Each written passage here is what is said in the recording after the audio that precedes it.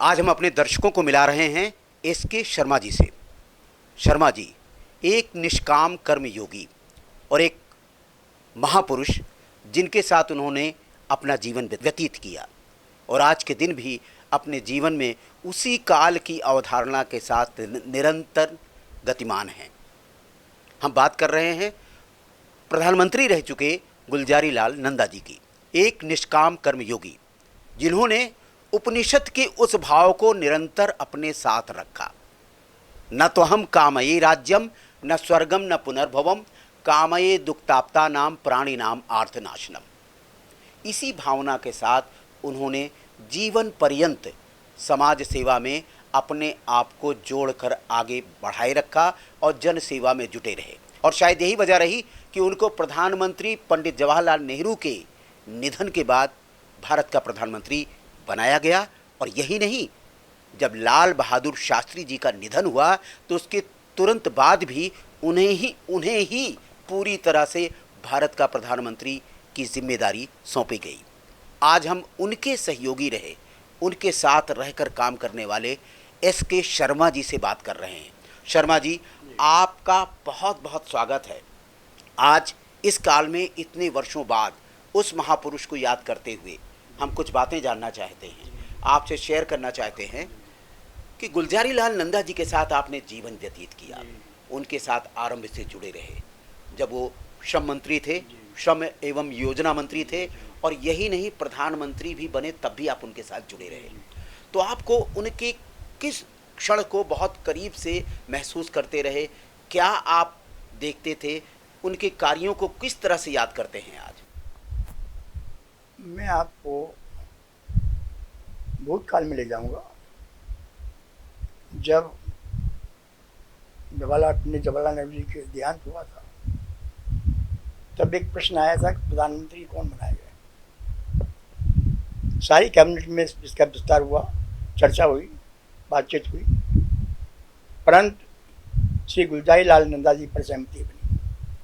उसका कारण था, एक तो वो निष्काम थे, निष्कपट, समाज सेवा करने वाले और सबसे बड़ी चीज़ ईमानदार। सबको ये विश्वास हो गया था कि अगर इसके बाद 13 दिन के बाद अगर जो किसी को भी हम कैबिनेट में फैसला करके और प्रधानमंत्री नियुक्त करेंगे तो उनको ये गद्दी सौंप देंगे। इतने निश्चिल व्यक्ति थे, इतने निष्काम व्यक्ति थे। उनके मन में किसी प्रकार का कोई लालच नहीं था, किसी प्रकार का वो नहीं था।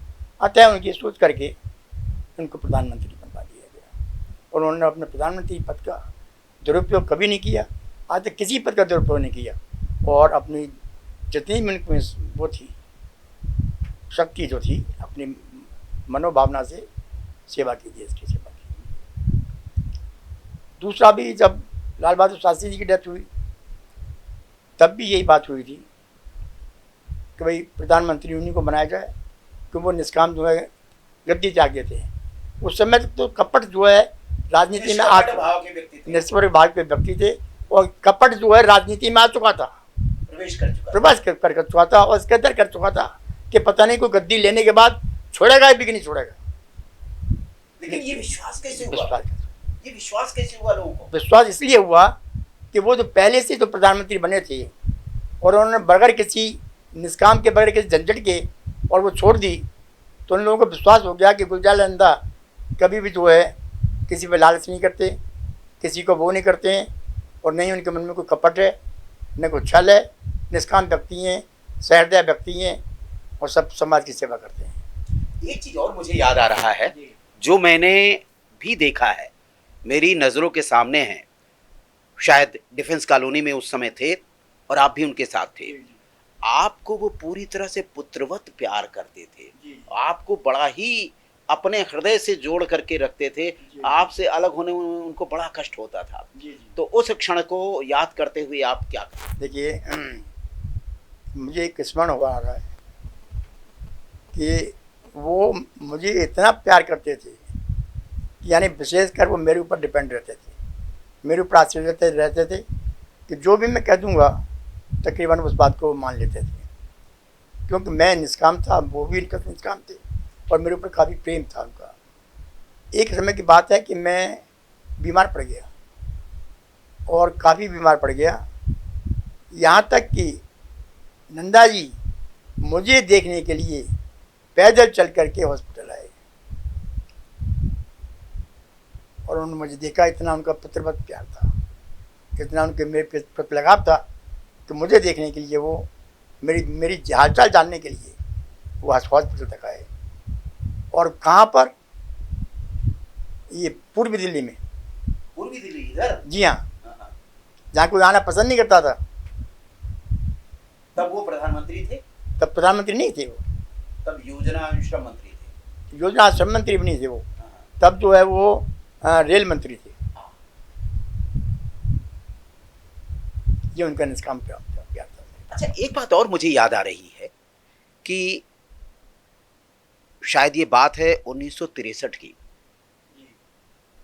महर्षि महेश योगी के प्रति आस्था भावना जो जगी, तो ये हुआ कि भावातीत ध्यान की जो लोकप्रियता बढ़ी थी, उसके तहत भारत देश में भी, जब बाहर के देशों में ये चर्चा हुई तो भारत देश में भी ये चर्चा हुई कि महर्षि जी से मुलाकात हो और जितने संसद सदस्य थे उनके साथ मिलकर के विचार विनिमय करने की बात रखी गई।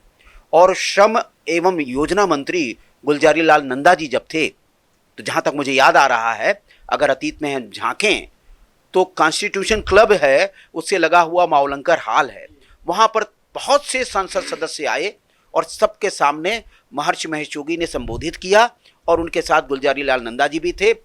और वो जो क्षण था, उस क्षण में उस आध्यात्मिक पुरुष के साथ मिलकर उनके ज्ञान को आपस में बांटने की बात रखी गई थी। क्या स्मरण आ रहा है उस समय की बात? देखिए, ऐसा है कि नंदा जी शुरू से ही बड़े योगी स्वभाव के व्यक्ति रहे वो, और उनका आध्यात्मिक जो है विचार काफ़ी रहा। उन्होंने दो एक इंस्टीट्यूशन भी बनाई, IPS नाम की एक संस्था बनाई उन्होंने, जिसका नाम है मनोवैज्ञानिक एवं अनुसंधान केंद्र। और वो हमेशा ये प्रयास में रहते थे कि संत पुरुषों के जो निष्काम सेवा कर रहे हैं देश की, इनमें उच्च कोटि के संत थे महेश योगी जी, उनको वो काफ़ी नज़दीक से जानते थे। और वहीं से नहीं, वो ऋषिकेश से उनको जानते थे। कैसे? ऋषिकेश में एक बार मानव धर्म मिशन की मीटिंग हुई थी। उस मानव धर्म मिशन की मीटिंग योगी जी के आश्रम में हुई थी, और योगी जी भी कहीं न कहीं मानव धर्म मिशन के सदस्य थे। और योगी जी और नंदा जी ने काफ़ी मिलकर के प्रयास किया कि ये ध्यान जो केंद्र बनाए गए, ध्यान के ऊपर विचार किया गया, मेडिटेशन के ऊपर विचार किया गया। तो उसी समय हुआ, और उस समय तो फिर एक बहुत बड़ा अजीब करिश्मा भी हुआ। महेश योगी जी को बुलाया गया और मावलंकर हॉल में नई दिल्ली में एक बहुत बड़ी जनसभा आयोजित की गई। उसमें मैं भी था। उस समय के जितने भी सांसद सदस्य थे वो आए थे, उपस्थित हुए थे। उन्हीं के बीच में एक घोषणा की गई कि सरकार की तरफ से भी मेडिटेशन सेंटर्स खोले जाएंगे, मेडिटेशन सेंटर्स खोले जाएंगे। और ये घोषणा नंदा जी ने स्वयं की थी। योगी जी को बड़ी प्रसन्नता हुई ये जान करके भाई सरकार भी कुछ कर रही है। योगी जी तो महापुरुष थे ही, उनका तो कोई कहना ही नहीं है। उन्होंने जितना मेडिटेशन को बढ़ाया उतना शायद आज दुनिया में कोई नहीं बढ़ा सकता। आज के योगी भी उनकी ही कदमों पर चल रहे हैं, कोई आगे कुछ नहीं कर पा रहा है जितना महेश योगी जी ने किया। उस समय का नतीजा ये हुआ कि जो इन दोनों संतों ने, वो भी संत थे और ये भी संत थे।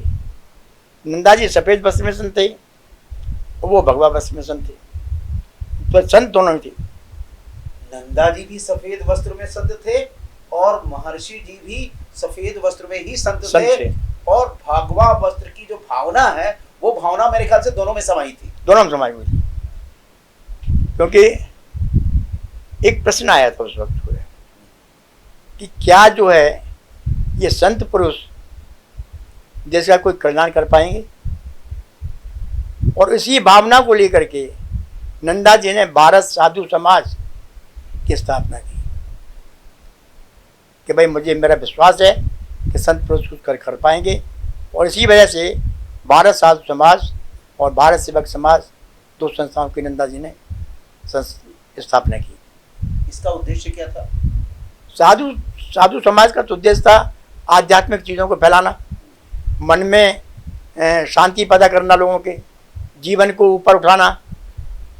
और जो भारत सेवक समाज था उसका था श्रमदान करना, देश की जो योजनाएं हैं उनमें अपना वो देना, योगदान देना। ये इन दोनों का उद्देश्य था। तो नंदा जी एक तरह से श्रम कराने वाले, श्रम का जो मार्गदर्शन करने वाले एक महापुरुष के रूप में। जी जी जी जी, बिल्कुल बिल्कुल बिल्कुल बिल्कुल।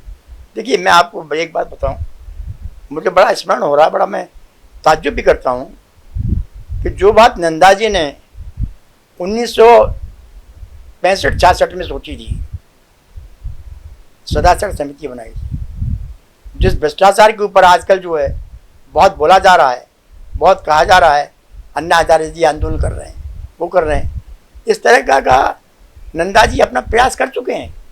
और उस समय बहुत प्रयास किया था उन्होंने, सदाचार समिति बनाई थी, देश विदेश में भी बनाए थे लोग, अपनी कंट्री में भी बनाए थे।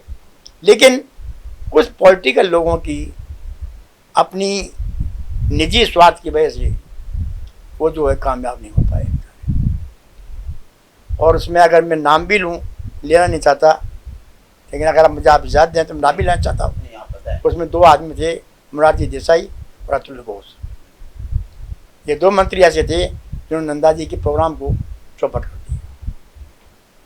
और मोरारजी देसाई और नंदा जी की आपस की वो अनबन जो है वो तो एंड तक चलती रही है, बहुत देर तक चलती रही है। दरअसल उस समय भी ये दौर था, ये टकराहट थी दोनों जन में कि कौन उस जगह तक पहुंच सकता है जहां प्रधानमंत्री पंडित जवाहरलाल नेहरू जी हैं और प्रधानमंत्री लाल बहादुर शास्त्री जी। जी जी, दोनों के काल में ये बात। जी हाँ जी हाँ, बिल्कुल बिल्कुल बिल्कुल। आपको हम जरा सा फिर तो मोड़ना चाहते हैं, अपने राजनीति की बात कर दी। तो प्रधानमंत्री पंडित जवाहरलाल नेहरू जब थे, उनके तुरंत बाद निष्काम कर्म योगी महापुरुष नंदा जी को, गुलजारी लाल नंदा जी को प्रधानमंत्री पद की जिम्मेदारी सौंपी गई। लेकिन उनके साथ जब मौजूद थे तो उस काल की कुछ संस्मरण आपके सामने आ रहे हैं, स्मृतियां कुछ हो रही हैं, उस काल की कुछ है? धुंधला सा है, स्पष्ट मैं नहीं कह सकता, लेकिन हाँ मुझे 2-3 बातें बड़ी ध्यान आ रही। एक तो मैंने आपको सदाचार समिति वाली बात बताई थी, एक आंदोलन नंदा जी ने किया था, वो था गौ हत्या वाला। और गौ हत्या को बंद करना चाहते थे, पूरी तरीके से बंद करना चाहते थे, लेकिन इन्हीं 2 मिनिस्टरों की वजह से वो गोलियां भी चली साधुओं पर, जिसकी वजह से नंदा जी ने फिर गृह मंत्री पद से त्यागपत्र दे दिया। और मतलब कहने का ये कि नंदा जी को, निष्काम व्यक्ति को कार्य करने नहीं दिया गया। जितना वो काम करना चाहते थे, अगर उतना काम करने दिया जाता तो आज देश की हालत कुछ और होती। ये हालत नहीं होती आज, ये भ्रष्टाचार नहीं होता। अगर उस समय सदाचार समिति को मान्यता दे दी जाती और इस पर जो पब्लिक ये सरकार चली थी तो ऐसा नहीं होता, कभी नहीं होता। दूसरा चरण आता है, पंडित जवाहरलाल नेहरू जी का निधन हो गया, नंदा जी प्रधानमंत्री बने, फिर उनके बाद फिर बदलाव होकर के लाल बहादुर शास्त्री जी को प्रधानमंत्री बनाया गया। जी। प्रधानमंत्री लाल बहादुर शास्त्री जी का भी निधन हो गया। उसके बाद पुनः जिम्मेदारी सौंपी गई गुलजारी लाल नंदा जी को। और गुलजारी लाल नंदा जी की को जिम्मेदारी संभालने के बाद फिर उन्होंने गद्दी सौंपी दूसरे को, प्रधानमंत्री का पद सौंपा गया इंदिरा गांधी जी को। वो जो काल आया तो एकदम बदल गया था काल। कमोबेश मैं समझता हूँ कि उस काल की जो चीजें रही होंगी, राजनीतिक उठापटक की जो चीजें रही होंगी, वो आगे बढ़ी या कुछ और धारा में बदल करके आई? नहीं, उसमें थोड़ा सा परिवर्तन आया। हमारे जो ये नंदा जी थे वो धार्मिक चीज़ों पर बड़ा विश्वास करते थे, ज्योतिषियों पर बड़ा विश्वास करते थे। ज्योतिषियों पर इतना विश्वास करते थे कि मैं आपको एक घटना सुनाता हूँ CWC की मीटिंग होने वाली थी, उसमें नंदा जी को जाना था। एक ज्योतिषी थे हवेली राम, जो जयगंज में बैठते थे, नंदा जी के बड़े विश्वास पात्र ज्योतिषी थे। नंदा जी को टेलीफोन किया गया, आपका काल समय सही नहीं चल रहा है, आप तुरंत मेरे पास आ जाइए। नंदा जी चले गए उनके पास में। नंदा जी के पास एक फिएट कार होती थी, उसका नंबर था 400 का नंबर था। उस नंबर के नंदा चले गए, किसी को नहीं बताया, कुछ नहीं बताया, कहाँ गए। ड्राइवर को पकड़ा और लेकर चले गए। CWC से टेलीफोन आ रहे हैं कि नंदा जी को भेजिए, नंदा जी को भेजिए। वो उनको छोड़ नहीं रहे, अभी आपका जाना ठीक नहीं है, अभी आपका जाना ठीक नहीं है, अभी आपका जाना ठीक नहीं है। अगर उस दिन नंदा जी चले जाते तो शायद देश का दुर्भाग्य तो प्रधानमंत्री बन जाते, लेकिन नहीं गए। इतने विश्वासी थे, साधु संतों ज्योतिषियों पर, आध्यात्मिक चीजों पर इतना विश्वास करते थे। यानी एक आध्यात्मिक जगत का महान व्यक्तित्व का धनी गुलजारी लाल नंदा प्रधानमंत्री की पद की जिम्मेदारी संभाली, और समय के साथ संभालने के बाद ये स्वतः ही वो जिम्मेदारी वापस दे दी। एक आध्यात्मिक पुरुष थे। उनके आध्यात्म में संत भूतनाथ जी, बाबा देवरा, स्वामी कल्याण देव, बड़े बड़े संत उनके सन्निकट में आए थे और उनकी बड़ा आदर करते थे। ये बाबा नागपाल छतरपुर वाले तो इतने संत आए थे कि मैं कह नहीं सकता कि कितने बड़े बड़े संत थे जो नंदा जी से भी साथ में रहते थे और उनसे कुछ प्राप्त करते थे। संतों की बात आपने कही है, तो मैं संतों की वाणी के साथ मैं महर्षि महेश योगी जी का जिक्र करूंगा पुनः।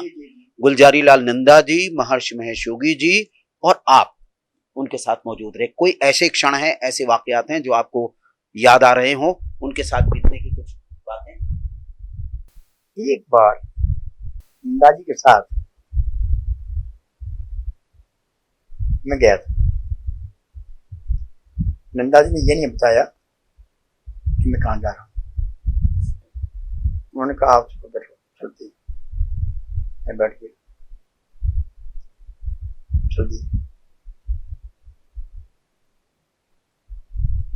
और हम चले गए हरिद्वार। उस समय कुंभ का मेला होने वाला था, कुंभ का मेला आने वाला था और वहां हम गए और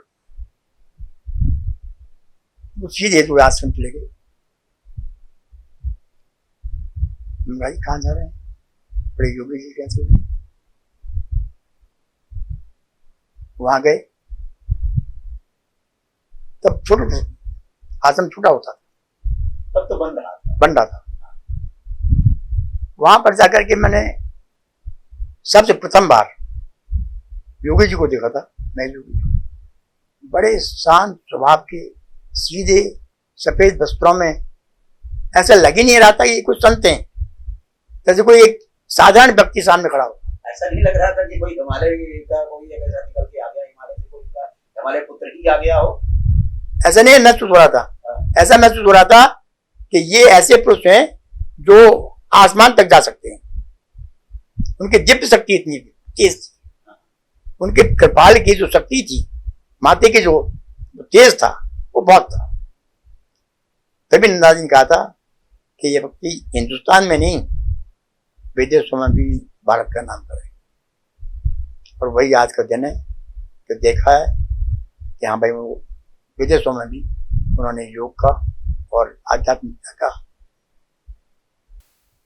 परचम लहराया है। अब मैं वापस फिर से आपके नंदा जी की बात कर रहे हैं, तो नंदा जी की जिक्र करते हुए भी ये बात करना चाहूंगा, नंदा जी के अंतिम समय में तमाम मोह माया से एकदम दूर वो निष्काम कर्मयोगी जिस तरह से रहा, अंतिम समय में भी आप मौजूद रहे, और उस काल के जो क्षण याद आते हैं, उसके बाद क्या हुआ उसको घटनाक्रम में कुछ बताना चाहिए। देखिए, वो बड़े दुखद समय था। मैं नंदा जी की एक चीज और बताना चाहता हूँ। नंदा जी कृष्ण के भक्त थे, गीता के उपासक थे। इसीलिए उन्होंने अपना कर्म क्षेत्र कुरुक्षेत्र का। कुरुक्षेत्र को जितना भी डेवलप किया गया, वहाँ कुरुक्षेत्र डेवलपमेंट बोर्ड बनाया। कुरुक्षेत्र इतना बुरी हालत में था कि कोई कह नहीं सकता था ये कुरुक्षेत्र है। कि नंदाजी जी के जाने के बाद कुरुक्षेत्र की हालत बदल गई। और आज वहाँ पर एक सालाना मेला लगता है जो कुरुक्षेत्र उत्सव के नाम से मशहूर है। और ब्रह्म सरोवर है जहाँ 20 लाख आदमी एट ए टाइम डिप कर सकते हैं। इसमें सरोवर है। काफी उन्होंने काम किया, काफी काम किया। मैं उसमें क्या आपको घटना सुनाता हूँ। उनके अंदर कुछ भरा हुआ था कृष्ण के टाइम की, कुछ अंदर जो है वो भावना थी उनके अंदर। कुरुक्षेत्र के अंदर के कृष्णा नाम के एक व्यक्ति थे। के कृष्णा जो अपने को कहते थे कि भाई मैं कैंसर का बड़ा अच्छा उपचार करता हूँ, आयुर्वेद के वो थे। वो नंदाजी के बड़े समीप आ गए थे। वो नंदाजी को कितना नंदाजी विश्वास करते थे वो मैं थोड़ी आपको बता रहा हूँ। वो कमरा बंद कर देते थे। जेडीबी का कुरुक्षेत्र डेवलपमेंट बोर्ड के ऑफिस की बात है ये, रेस्ट हाउस में बंद कर देते। वहां पर वो कृष्णा है, नंदाजी को कहते थे याद करो तुम पुराने अर्जुन हो और मैं कृष्ण था, और इसी जन्मभूमि पर मैं आपको गीता का उपदेश दे रहा था। और नंदाजी ने ठीक है,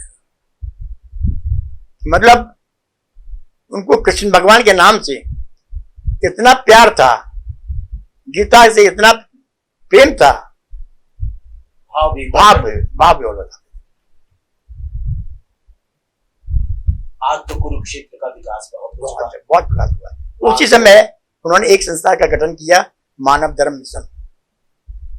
मानव धर्म मिशन का भी जिस समय कुरुक्षेत्र डेवलपमेंट बोर्ड का किया था, उसी समय मानव धर्म मिशन का भी किया था। वहाँ विद्यालय कुछ चल रहे हैं, कोई बच्चों को पढ़ाया भी जा रहा है, वो भी सेवा गौशाला है, गौशाला जी हाँ जी हाँ, गौशाला ये है, अनाथ बच्चों को पढ़ाया जा रहा है। शायद यही बात है कि गुलजारी लाल नंदा जी का जितना कुरुक्षेत्र से राग अनुराग था, महर्षि महेश योगी जी का भी वहां से राग अनुराग था, और वो भी कुरुक्षेत्र गए और कुरुक्षेत्र के भाव को उन्होंने परखा। क्या आपको कुछ याद आता है महर्षि जी के साथ की कुछ और क्षण याद आ रहे हैं, जो स्वयं भी अकेले में भी नंदा जी के बाद भी आप कभी महर्षि जी से मिले, जब इंडिया में रहे, भारत में रहे 90 के पहले तक? महर्षि नहीं मुलाकात हो पाई, लेकिन उनके जो संस्थापक हैं, जो संचालक हैं, अजय प्रकाश जी और आनंद प्रकाश जी, उनसे मेरी मुलाकात जरूर हुई। और मैं भी उनमें भी बड़ा प्यार देखता हूँ और वही भाव देखता हूँ जो महेश योगी जी में था। ये तो मेरे एक बात और मैं कहना चाहता हूं, आपको स्वतः अपने जीवन में गुलजारी लाल नंदा जी का प्यार मिला, स्नेह मिला, दुलार मिला आपको, महर्षि जी के सानिध्य का जो भी प्यार राग अनुराग था वो मिला आपको, उनसे जो ज्ञान था उस ज्ञान के प्रति आपका समर्पण भाव था आरंभ से, जब से आपने गुलजारी लाल नंदा और महर्षि महेश योगी को एक साथ देखा। जब आप अपने जीवन में स्वतः आए तो उनकी जो भावातीत ध्यान की जो शैली है, ट्रांसेंडेंटल मेडिटेशन का जो शक्ति है, जो ये यौगिक शक्ति का जो नाम दिया जाता है, कहते हैं अष्टांग योग के जो है पुरोधा विद्वान थे, महर्षि पतंजलि के उस ज्ञान सूत्र को जो है योग सूत्र को लेके उन्होंने बढ़ाया। आज इस काल में इतनी उसकी तरक्की हुई कि दुनिया भर के लोग भावातीत ध्यान करते हैं। आप अपने जीवन से जोड़ करके किस तरह से देखते हैं इस? देखिए, मैं नंदा जी के पास आने से पहले मेरा जीवन कुछ दूसरे टाइप का था। मैं एक फॉरेस्ट ऑफिसर था, और फॉरेस्ट ऑफिसर का जो जीवन है वो दूसरे टाइप का होता है, थ्रिलिंग टाइप का होता है, एडवेंचरस टाइप का होता है। और नंदा जी के पास आने के बाद जस्ट अपोजिट हो गया, जस्ट अपोजिट।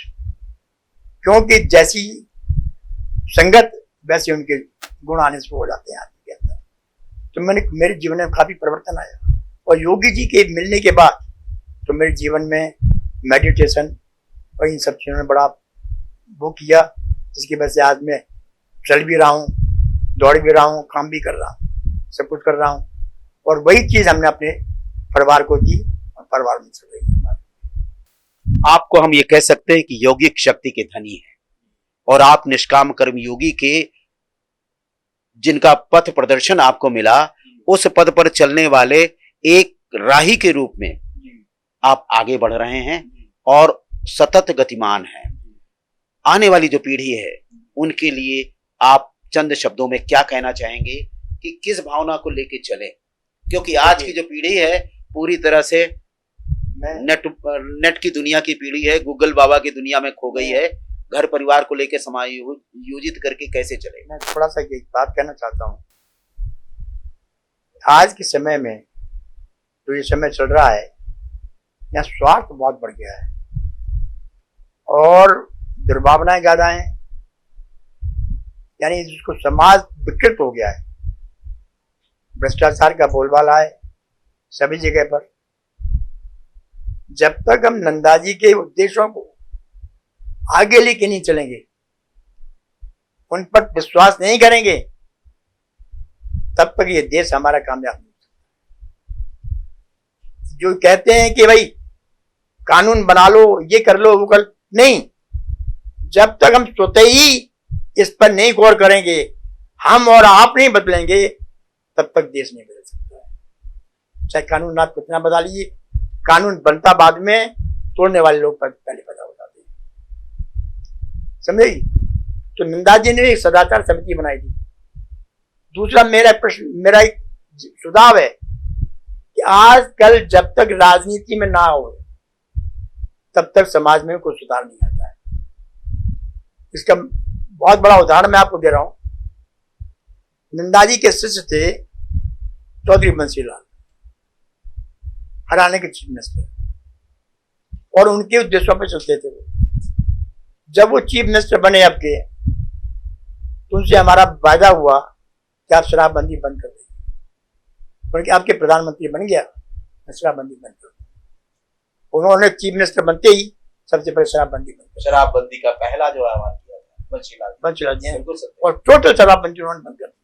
नतीजा ये हुआ कि शराबबंदी में हार गए, लेकिन उन्होंने एक प्रयोग करके देखा और प्रयोग हुआ। तो ये क्या, जब तक ताकत न हो तब तो वो चीज भी कामयाब नहीं होती। यानी राजनीति की ताकत जरूरी है, बिना राजनीति की ताकत के समाज की सेवा भी नहीं पूरी हो पाती।